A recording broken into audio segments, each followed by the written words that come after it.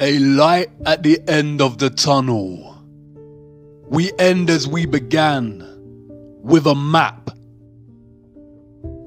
You've been so busy focusing on Antarctica and all the lies of the satanic cabal that you forgot to examine the location that brought you here in the first place. The North Pole at the center of Gleason's map and the flat plain we call Earth. Gerardus Mercator was a Flemish geographer and cartographer and is responsible for the Mercator projection for navigation, in which north is up and south is down. It is pretty much the same map we refer to today as the standard map of Earth. A year after his death in 1595, Mercator's family compiled his life's work into an atlas, which contained his earlier works. Here is one of his atlases, produced in 1569. The map's polar extremities of north and south are represented by huge bodies of land. In panel 13, a more detailed look of the North Pole or the Arctic is provided. It shows a quasi-circular body of land at the North Pole, separated into 4 quadrant continents, with what appears to be an island in the middle. Mercator's 1595 world map presents this Arctic region in more detail. The body of land or rock in the center of these 4 quadrant continents here is called Rupes Nigra, which translates to black rock. The official historians of the world tell us that Mercator's vision and influence came from the text Inventio Fortunata, a conveniently lost book containing a description of the North Pole as a mountain surrounded by a giant whirlpool and 4 continents with 4 directional rivers. Historians date the book to being created in the late 14th century and tell us that no pages or extracts of the lost book have ever been discovered. There are a vast amount of maps from this era, from all different cultures, that depict the North Pole in a similar way.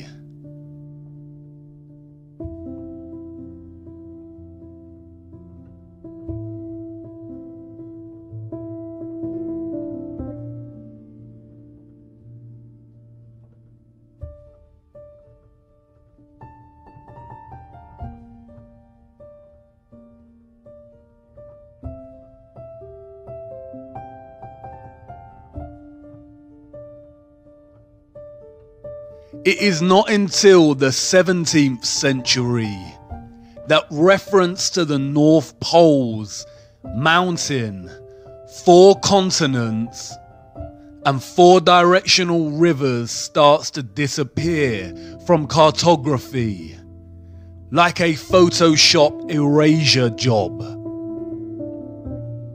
This coincides and aligns with the rise of Galileo, the father of heliocentrism. They tell us there is no land at the North Pole, just a large ice sheet, Google Earth, however, refuses to even give us the ice sheets. They love to show us their thwarted version of Antarctica, but when venturing north, all that remains is Greenland. Look at Greenland here. Edges of real land before a huge mass of white engulfs the entire country. This does not look real. They claim that Google Earth works by superimposing satellite images, aerial photography, and GIS data onto a 3D globe. That's great. So where are the perpetual ice sheets at the Arctic Sea? A closer look at the North Pole here is very telling. Zooming into this little island, something interesting appears. A glitch in the matrix. A line that runs from this island to the center of the Arctic Sea. Deliberate mocking on their part, or just amateur NASA-style Photoshop skills. Either way, it indicates that the vast nothingness of blue ocean here is indeed a photoshopped lie, and exists primarily to hide whatever is really here. Perhaps Mercator and the early cartographers just got it wrong. Mercator was no joke in his day. His maps were not merely fantastical creations of the world as he dreamed up and saw fit. He was known for his meticulous accuracy, and, as stated earlier, he later developed the Mercator projection, which is still used today for navigation. The Invencio Fortunata is lost and has never been found in its entirety or extract. But an old letter from Mercator to John Dee, the advisor to Queen Elizabeth I, provides insight. John Dee wrote to Mercator to inquire about the North Pole. In his reply, Mercator paraphrased the Invencio Fortunata and provided a description of the region. In the midst of the four countries is a whirlpool, into which there empty these four indrawing seas, which divide the north, and the water rushes round and descends into the earth just as if one were pouring it through a filter funnel. It is 4 degrees wide on every side of the pole. That is to say, 8 degrees altogether, except that right under the pole there lies a bare rock in the midst of the sea. Its circumference is almost 33 French miles, and it is all of magnetic stone, and is as high as the clouds. It is black and glistening. In Johann Ruysch's 1508 map, the North Pole is represented in a similar manner, and the map's legend states, "It is written in the Book of the Fortunata, under the Arctic Pole there is a high magnetic rock, 33 German miles in circumference. A surging sea surrounds this rock as if the water were discharged downward from a vase through an opening to 4 mouths below. Around are islands, of which 2 are inhabited. Here the ship's compass loses its property, and no vessel with iron on board is able to get away. A magnetic rock or mountain at the center, at the North Pole, with the northern star Polaris fixed right above, unchanging, while the rest of the stars and constellations in the firmament revolve around it. Could the source of all magnetism and electromagnetism on Earth emanate from this magnetic mountain?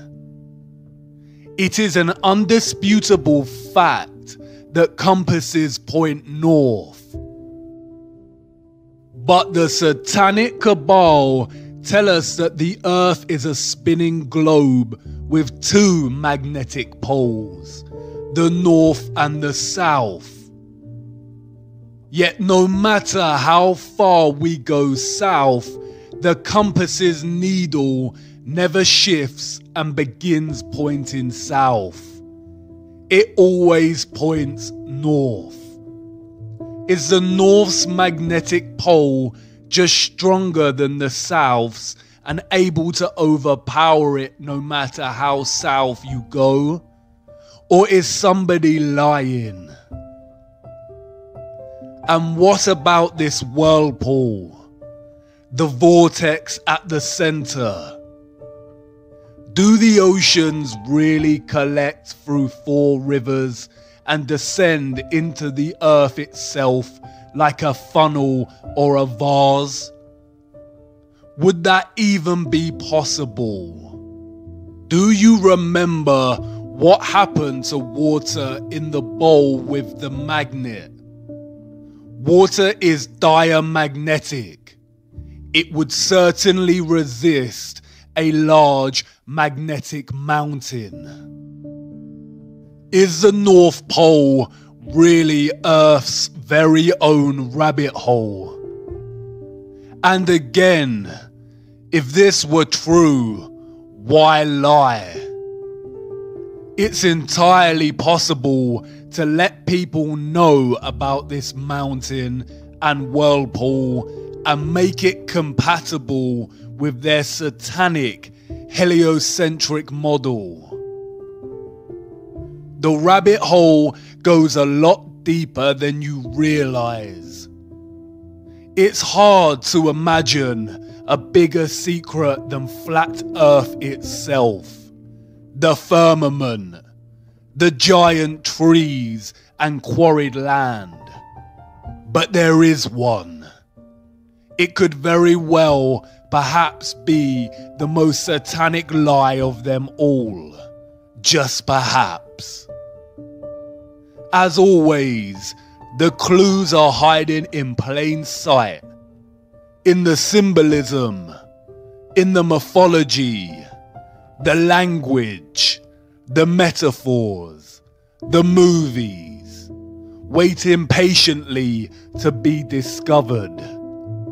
If we were to take them at their word and believe that Mercator and other renowned cartographers of the time were just influenced by a now missing book, the journey would end here. But by now, we know better than that. History is a corruption. The truth has been shattered, fragmented, mythologized, and scattered. All cultures throughout time have spoken of an ancient and sacred land. The ancient Greeks called this place Hyperborea, a land of perpetual sun. They said the people of Hyperborea were giants that lived for 1,000 years and enjoyed a life of happiness. Look at that word. Hyper is a prefix meaning beyond, and Boreas was the god of the north wind. Hyperborea, beyond the north wind. It is reminiscent of another word, the Aurora Borealis, the Northern Lights. The Hindu and Buddhist traditions speak of this legendary land as Shambhala. In Buddhist mythology, Mount Meru has its roots in hell and its summit in heaven, and is the bridge between Earth's realms. Scholars have pondered the location of Shambhala, writing that the literature frequently asserts that the world axis is associated with the center of Shambhala, and therefore it cannot possibly coincide with the Earth's spin axis unless Shambhala lies at the North Pole. Numerous sources support the tradition that Shambhala once lay near the North Pole. The Scythians, a branch of the Vedic peoples who roamed the Central Asian steppe, told of a wonderful place, similar to Shambhala, that lay far to the north. In most Asian cosmology, Mount Meru stands at the center. Look at the cosmological geometry here. Mount Meru at the center with 4 surrounding continent lands. In the fountain source of occultism, Paraka writes, this spot is the summit of what in the Hindu Puranas is called Shvetadvipa, Mount Meru or Sumeru. It is the North Pole of the Earth. It is the mystical North Pole. The Japanese spoke of the island of the congealed drop, which was placed at the North Pole. The Vedics called this land Paradisha. René Guénon in The King of the World writes, according to the Vedas text and the Persian Avesta, Paradisha was literally located in the sense of the word at the pole. The ancient Hebrew word for Paradisha is Pardes, which translates to garden. In Norse mythology, we have Vergelmir, the whirlpool at the roots of the cosmic tree Yggdrasil, where we are told all rivers flow from. The ash is greatest of all trees and best. Its limbs spread out over all the world and stand above heaven. 3 roots of the tree uphold it and stand exceeding broad. One is among the Aesir, another among the Rime giants, in that place where aforetime was the yawning void. The third stands over Niflheim, and under that root is Vergelmir. You've seen this before. Look closer. A circular rim of mountains. Perhaps at first mistaken for the Antarctic ice ring. But compared to Mercator's 4 continents, surrounding Rupes Nigra, a circular rim of mountains. In the Bible, this land is called the Garden of Eden. In the middle of the garden were the tree of life and the tree of knowledge of good and evil. A river watering the garden flowed from Eden. From there it was separated into 4 headwaters. The same 4 headwaters that Mercator depicts in his map. Beautiful for situation, the joy of the whole earth, is Mount Zion, on the sides of the north, the city of the great king. It has many names: Mount Zion, Mount Meru, Sumeru, Rupes Nigra, the Axis Mundi, the cosmic axis, the world pillar, the world tree, the tree of life. The connection at the center of this plane, connecting the above and the below, the source of God, the source of magnetism. The Book of Enoch is also consistent. And from there, I went to the middle of the earth and saw a blessed, well-watered place, which had branches which remained alive and sprouted from a tree which had been cut down. And there I saw a holy mountain, and under the mountain, to the east of it, there was water, and it flowed towards the south. All cultures have their own versions of this central axis, Mount Meru, or what the Bible refers to as the Tree of Life. Heaven's altar right here on earth.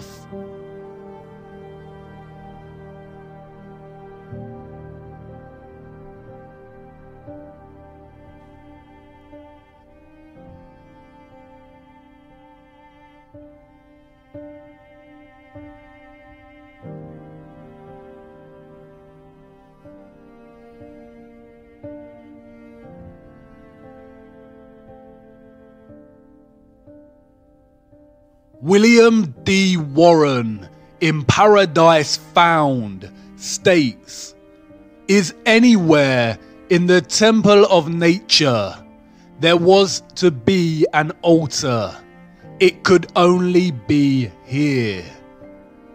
That it was here finds a fresh and unexpected confirmation in the singular agreement of many ancient religions and mythologies in associating their paradise tree with the axis of the world, or otherwise with equal unmistakableness, locating it at the Arctic pole of the earth.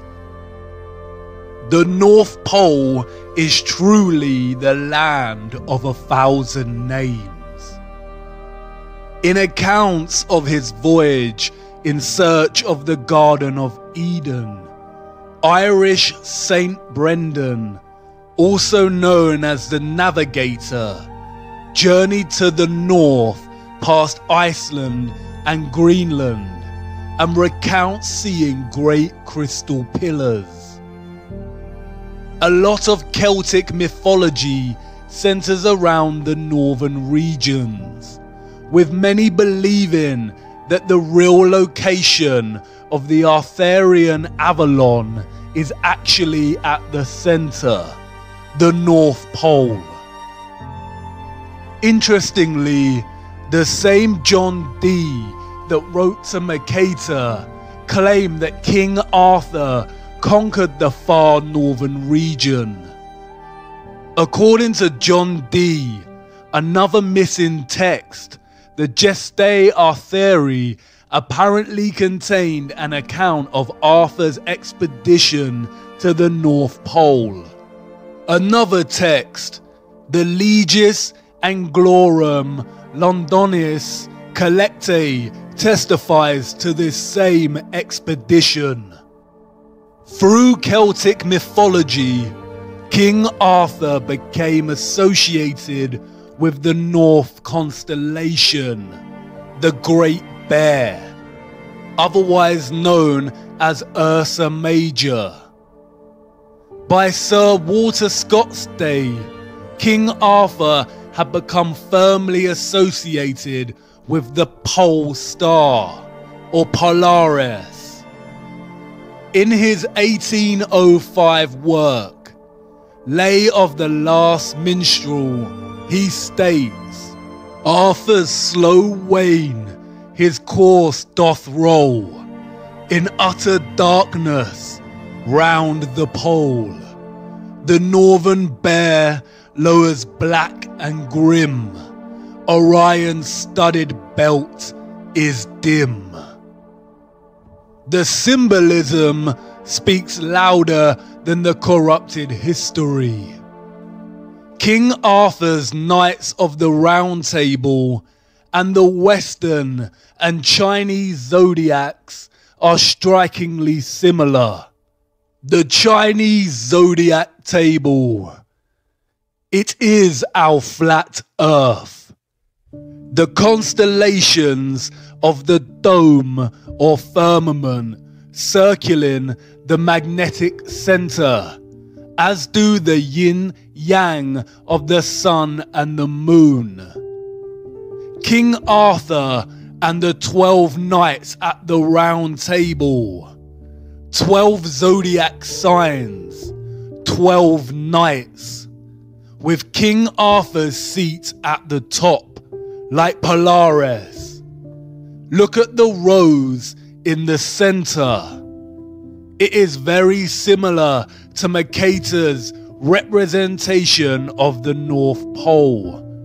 The 4 continents look like petals, and the magnetic mountain in the center looks like the plant stigma. Is the North Pole the true Holy Grail? The clock with its 12 hours, all time revolving around the center or the pole. There are 12 months in a year and 4 seasons, just like the 4 continents surrounding the pole. Our Earth is the oldest clock. 12 stars on the flag of Europe. Mercator's letter stated that Mount Meru, or Rupes Nigra, was 33 miles in circumference. 33 again. The United Nations flag, split into 33 sections, with the final, largest section falling in the center.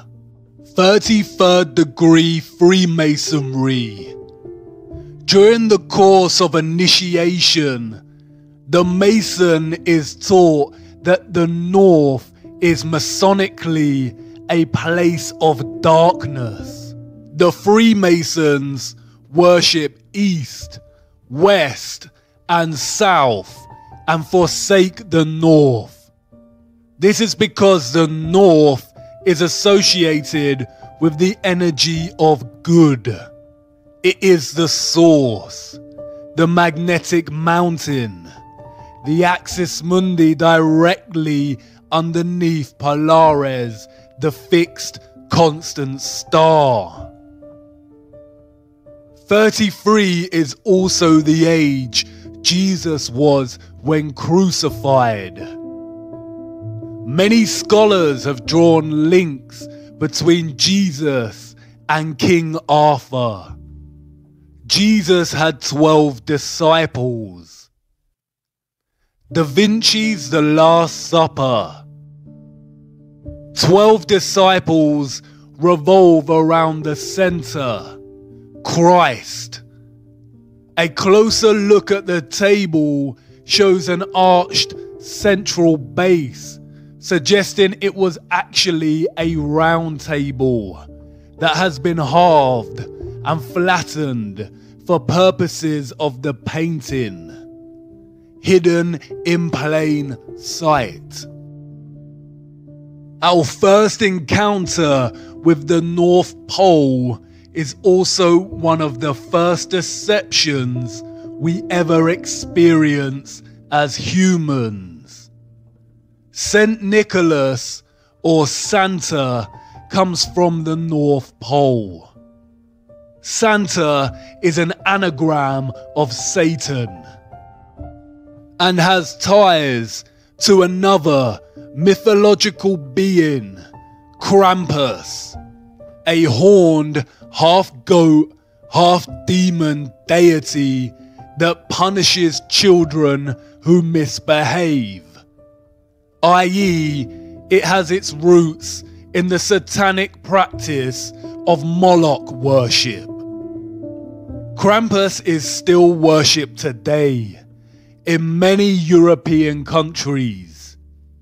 Can you see what they are doing? Contemporary Christmas practices have their roots in Victorian literature. Before that, the season still carried its true Christian practices and celebration of Christ. The satanic cabal has distorted and corrupted the true celebration of Christmas, tying satanic figures suggestive of child predation to the North Pole. As we grow up and find out Santa is a lie, we never give the North Pole another thought. It is the location of our first disillusion, our first painful truth. We are programmed to deliberately lose our sense of wonder for the North Pole. This usually coincides with the same time that we begin our heliocentric indoctrination at school. Christmas is a celebration of the birth of Christ, a celebration of the source, of God. That's why we put up Christmas trees. The Christmas tree is Mount Meru, the Rupes Nigra, the tree of life, and the star on top is Polaris, the fixed star in the firmament. Humanity has collectively forgotten this. The Christmas tree is a celebration of the magnetic axis mundi at the center of our flat Earth, and it has subsequently been corrupted and replaced by debased materialism. We no longer remember what we are celebrating. The satanic cabal must corrupt the North Pole. They tell us it's just an ice sheet, but Google Earth cannot even give us a photoshopped version of the ice. They don't even want people interested in ice sheets. They can't even bear to acknowledge the North Pole. It is against their satanic religion. Hollywood movies always contain things hidden in plain sight, but there are a select few of these movies that are highly satanic and Masonic. The Truman Show is a metaphor for our programmed deception living under the dome. Rosemary's Baby, Monsters Inc., and Eyes Wide Shut all depict the elite cult of Satanism and the practices of Moloch, child sacrifice, and adrenochrome harvesting. The Matrix is an obvious metaphor of humanity's slave status.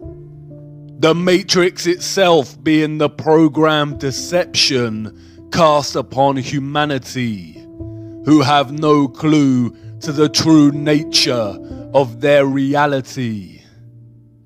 But there is another film, probably the most Masonic of them all, The Wizard of Oz, Dorothy's journey through the land of Oz. Notice the red shoes. Do you remember what Macaulay Culkin said about the red shoes?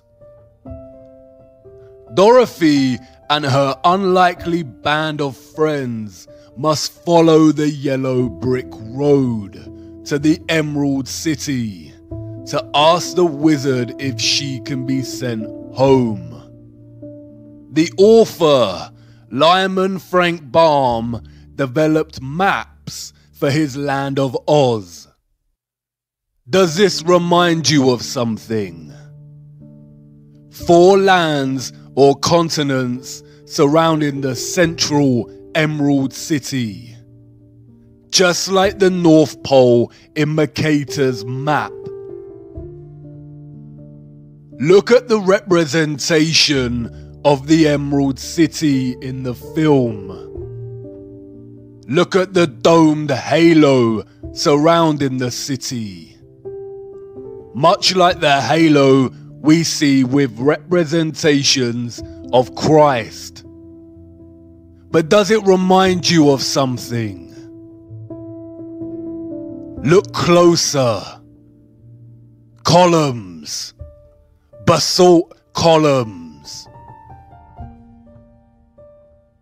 The magnetic tree of life at the center, also cut down in our history. The Emerald City. What else emits an emerald green glow? The Aurora Borealis. The Northern Lights. Look at the yellow brick road in the film. A swirl to the center. A whirlpool of sorts. Somewhere over the rainbow. The rainbow again. The Bifrost Bridge from Norse mythology. A path between heaven and earth. Between Midgard and Asgard. Bifrost means the swaying road to heaven. In Islam, it is called Al-Sirah, the narrow bridge people must pass in order to enter paradise. Look at the ancient Siam city in Thailand. This is supposed to be a recreation of Sumeru Mountain. Look at the bridge you have to cross on your journey. And what about the whirlpool at the center? Mercator described it as a filter funnel. Norse mythology labels it as Vergelmir, or the world's well. Could there really be a whirlpool opening in the center of Earth, caused by the magnetic tree of life, in which the oceans flow down into? Paul the Deacon, an 8th century Benedictine monk, wrote that where the ocean extends without bounds is that very deep abyss of waters which we commonly call the ocean's navel. It is said twice a day to suck the waves into itself and to spew them out again, By the whirlpool of which we have spoken, it is asserted that ships are often drawn in with such rapidity. Gerald of Wales, royal clerk to King Henry II, wrote, "Not far from the islands towards the north, there is an astonishing whirlpool in the sea, towards which there is a set current of the waves from all quarters, until, pouring themselves into nature's secret recesses, they are swallowed up as if it were in the abyss." In the Historia Norwegiae, an anonymous 12th century Norwegian monk describes the exact same phenomenon. The greatest of all whirlpools is to be found there, which engulfs the strongest ships. There is a very deep abyss in the earth itself, and alongside it are open-mouthed caverns containing winds. These winds draw to them the waters of the sea through hidden passages in the earth. They shut them up in the vaults of the abyss.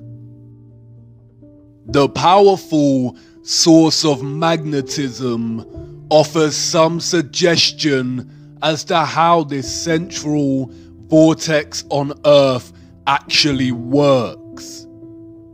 Not only is water diamagnetic and will resist gaining proximity to a magnetic mountain, creating an opening, but also a powerful magnetic source and a powerful central axis mundi would generate a strong electromagnetic field or electromagnetic stream.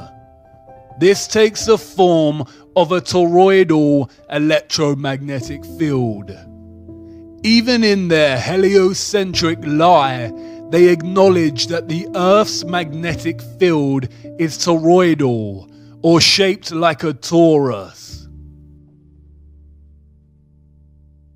The name Mercator, or Mercator, produces the 7-letter anagram creator, or creator, tor, toroidal, or torus.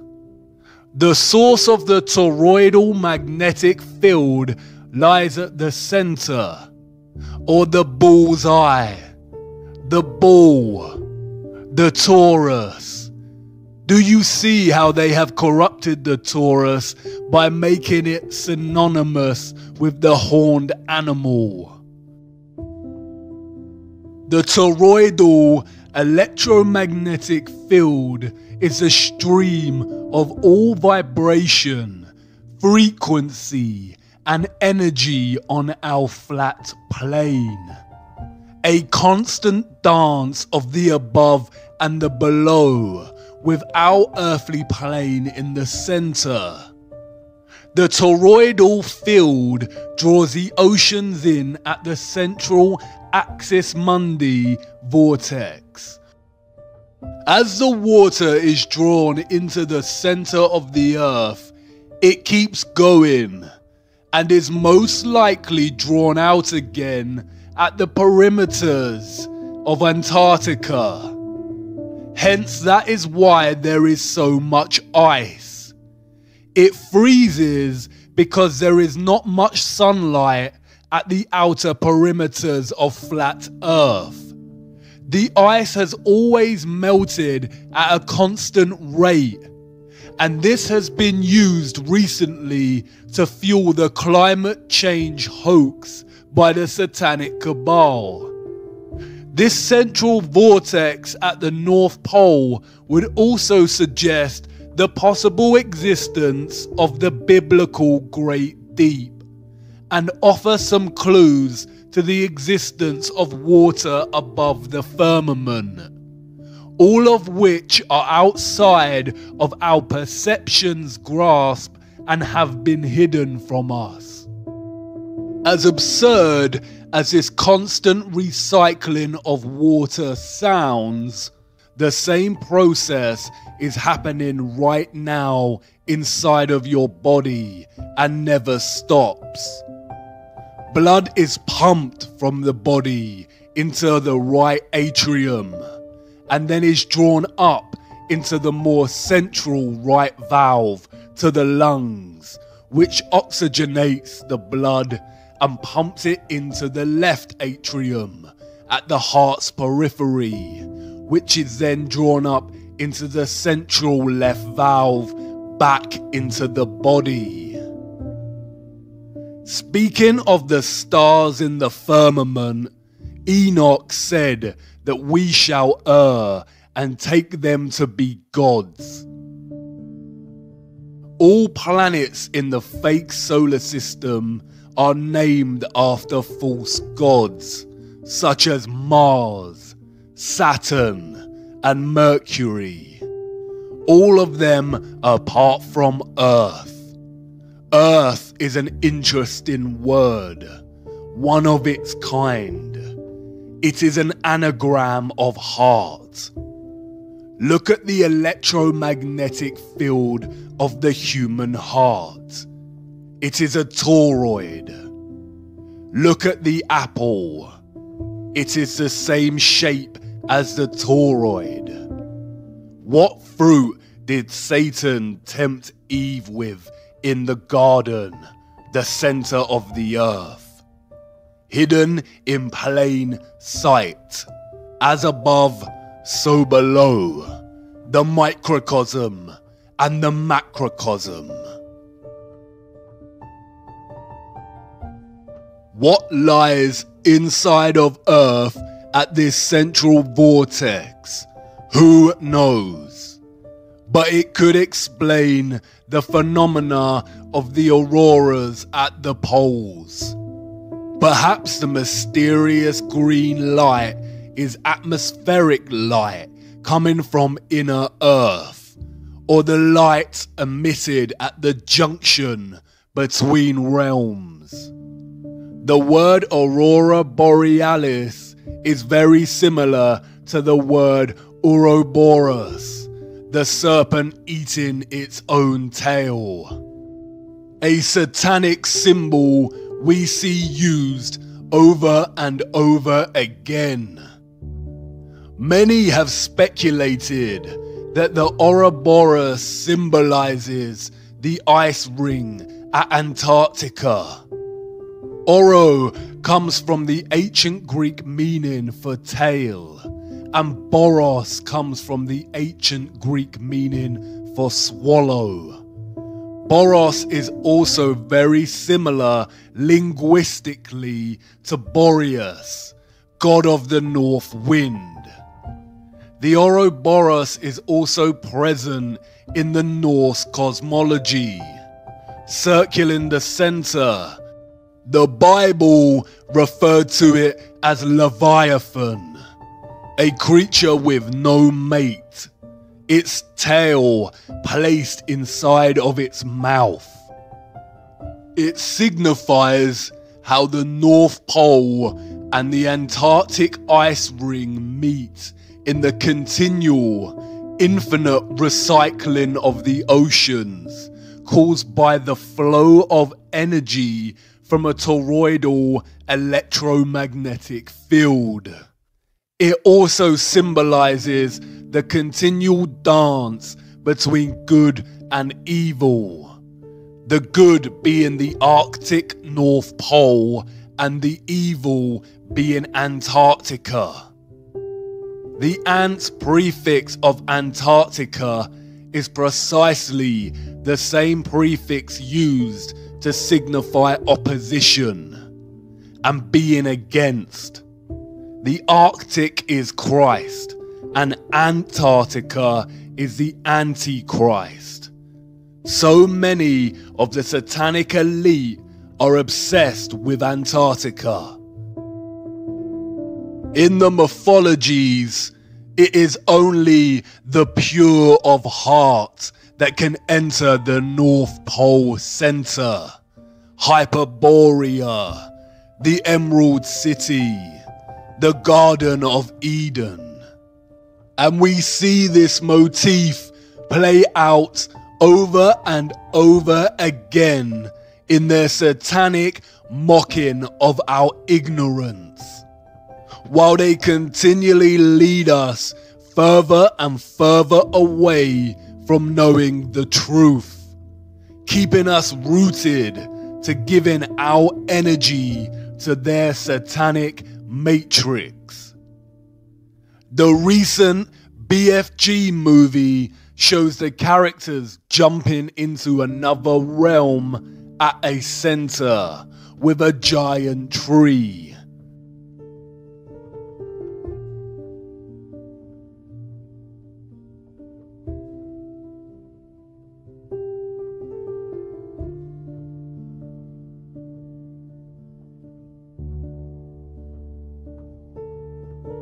Notice the aurora. Stephen King's The Dark Tower series places the magnetic Mount Meru, the Rupes Nigra, in the center. Notice the familiar map and the Arthur Rose.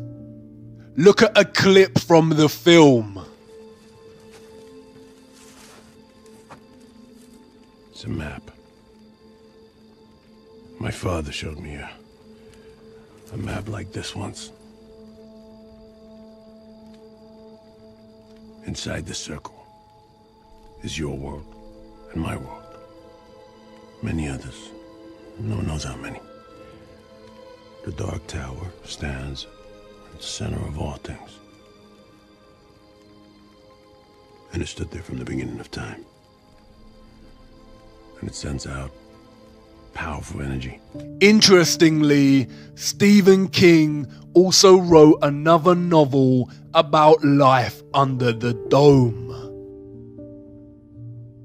Philip Pullman wrote a children's novel called The Northern Lights, in which the protagonist enters another realm through the aurora.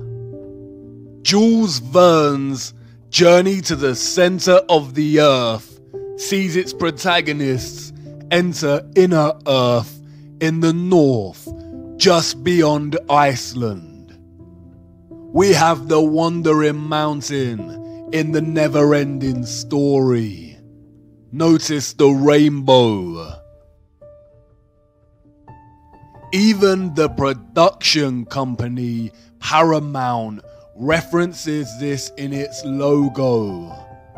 Notice the dome stars above the Paramount, the Mount Meru, Mount Zion. We see reference to Flat Earth and the Tree of Life, Mount Meru, hidden in plain sight everywhere.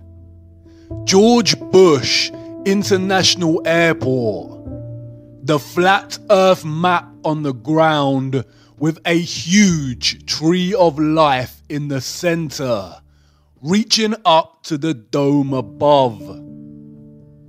Darling Gardens in Sydney, Australia, the Flat Earth map again, with the Antarctic ice ring and the magnetic mountain in the center. Even the Central United Nations meeting room displays this imagery. Notice the starred dome above and the grand gold pillar in the center. What about flights? Wouldn't pilots have noticed if there were a huge vortex at the center of the Earth? Well, perhaps, if they actually flew over the region. Flights are restricted, we are told, because it is too cold to fly over the Arctic and Antarctic regions. They tell us they have the technology to send people out into cold space, but not to cross the polar zones. In fact, a closer look at flight paths more generally exposes their heliocentric lie. On a globe Earth, South Africa to Australia should be a straight path over the Indian Ocean. They could even refuel at Madagascar if necessary. But no such flight exists. They all stop off at Dubai, Hong Kong, or Malaysia. A huge detour that makes no sense on a globe, but makes complete sense when looking at a flat Earth map. It's the direct flight path on flat Earth. We are running out of time. It is important to acknowledge the remaining and resistant beauty of our world despite the vast amount of barbaric quarrying. It is undeniable that our flat Earth quarry retains aspects of beauty. Sometimes so powerful, it is described by humans as breathtaking. Although we are a species born out of the barbaric behavior of those who destroyed the Earth, Carbon-12 is not the entirety of our biological design. Like the land, we retain elements of the good, which can be traced back to divine creation, or what is called God. Whether you view God as a being, vibration and magnetism itself, or something else does not matter. God is the source, the intelligence that designs and creates. Hexagonal efficiency is just one geometric design found in living organic matter. There is a sequence and ratio underpinning all geometric shapes, life, and matter itself. These are the Fibonacci sequence and the golden ratio. The Fibonacci sequence, the mathematical sequence of adding the last two numbers that came before, starting with 1. As the sequence continues, a constant ratio of 1 to 1.6 appears. This is called the golden ratio and continues indefinitely. To imagine what a 1 to 1.6 ratio looks like, compare it to a 1 to 1 ratio. Any rectangle with any two of the numbers of this Fibonacci sequence forms what is known as the golden rectangle, a perfect rectangle. This rectangle can be broken down into squares, the size of the next Fibonacci numbers. Similarly, if you construct the rectangle with the 1 to 1.6 ratio and begin to make incremental golden ratio points within that, you end up with the same results as the Fibonacci sequence. If you divide each with an arc, then the pattern begins to take shape.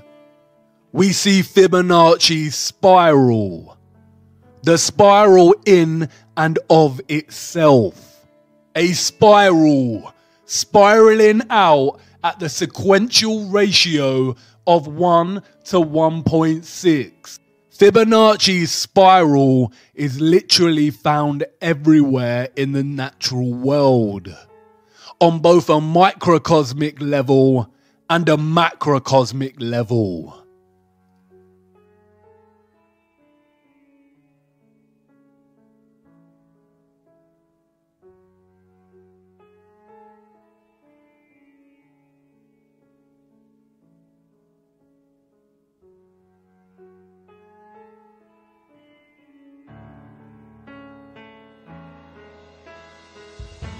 It is the blueprint of all creation.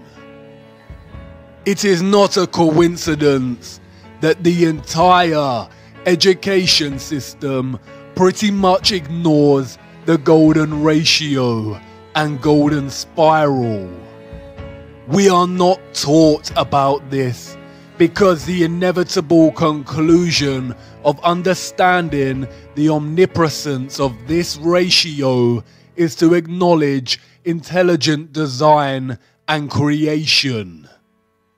It is the fingerprint of God. When viewed from above, the toroid takes on the shape of a spiral.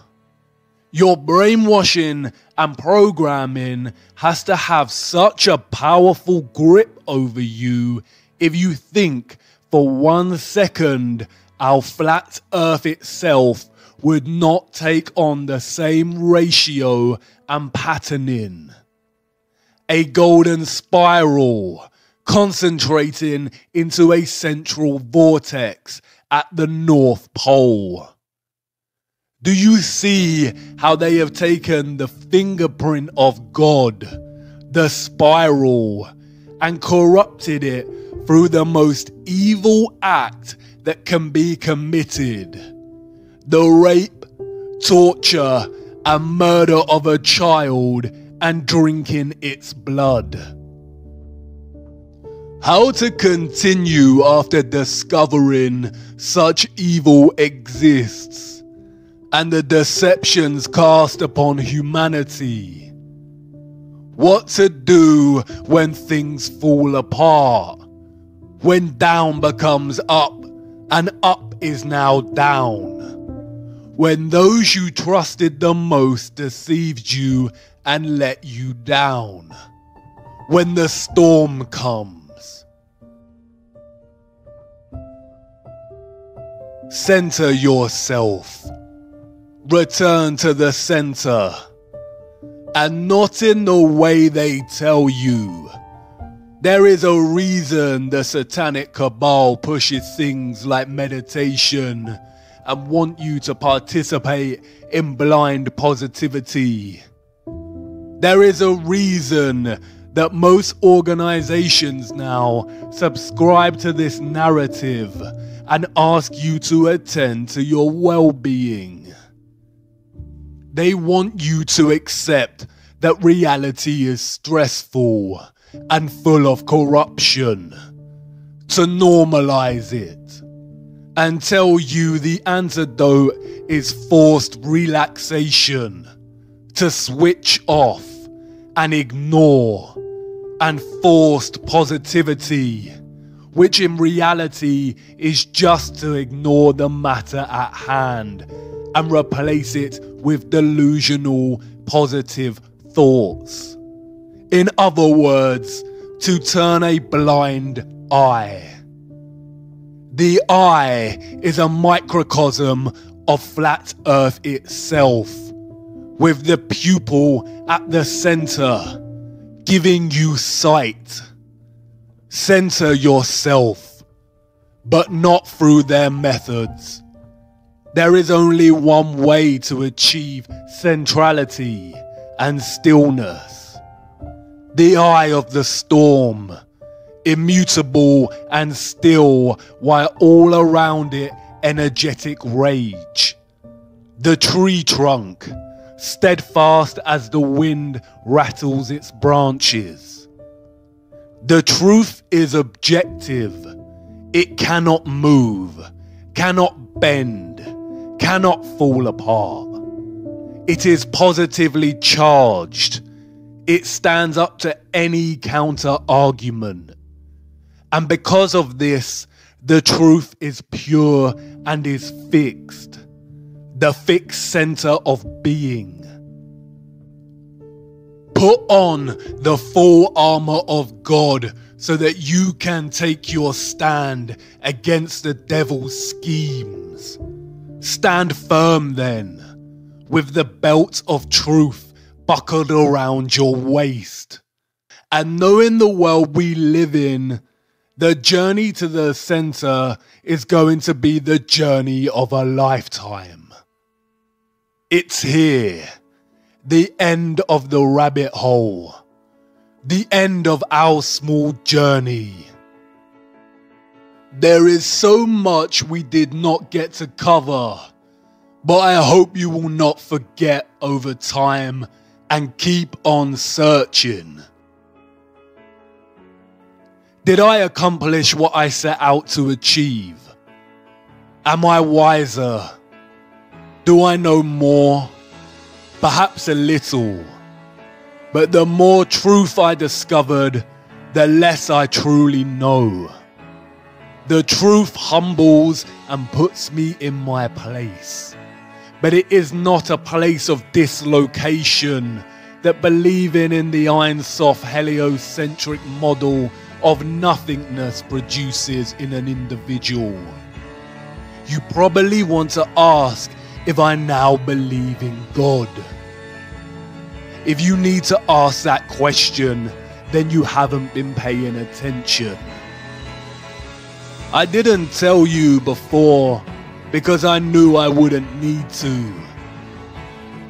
But this isn't really an ending for me or for yourself.